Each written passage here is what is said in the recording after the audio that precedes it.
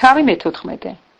მოხდა ისე, რომ შინყარის მეფის ამრაფელის დროს არიოქმა ელასარის მეფემ, ქედარ ლაღომერმა ელამის მეფემ და თიდაყალმა გოიების მეფემ ბრძოლა გაუმართეს ბერაკს, სოდომის მეფეს, ბირშახს, გომორის მეფეს, შინაებს, ადმას მეფეს, შემემებერს, ცებოიმის მეფეს და ბედაყის, ანუ ცოღარის მეფეს.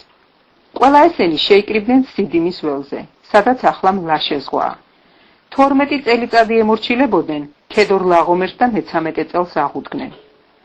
მე-14 წელს მოვიდა ქედორ ლაღომერი თავისი თანადგომი მეფეებით ურდა, ამოწყვიტეს რეფაიმები აშთორეთ ყარნაიმში, ზუზიელები ჰამში, ემიელები შავე კირიათაიმში და ხორიელები სეყირის მთებში ელფარანამდე, უდაბნოს პირას რომ მდებარეობს. უკან მობრუნებისას მივიდნენ ყენ მიშფათთან, აწინდელ კადეშთან და დაარბიეს ყამალეკის მინდვრები და ამორეველნიც, ხაცაცონ თამარის მკვიდრნი. გამოვიდნენ სოდომის მეფე, გომორის მეფე, ადმას მეფე, ცებოიმის მეფე, ბელაყის ანუ ცოღარის მეფე და ბრძოლა გაუმართეს სიდიმის ველზე.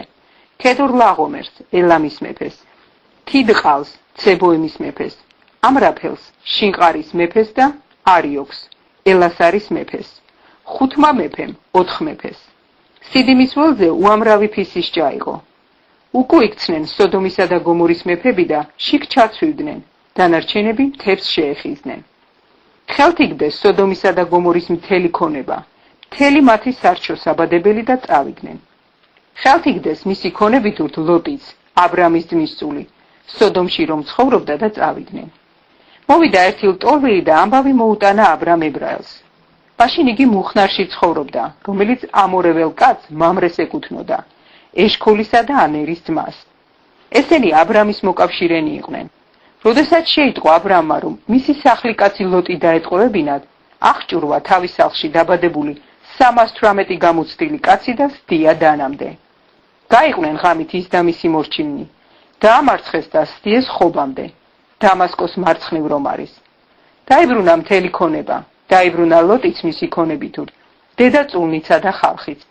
მიეგება სოდომის მეფე ქედორ ლაღომერზე და მის თანამდგომ მეფეებზე გამარჯვებულს შავეს ველზე, რომელსაც ახლა მეფის ველი ეწოდება.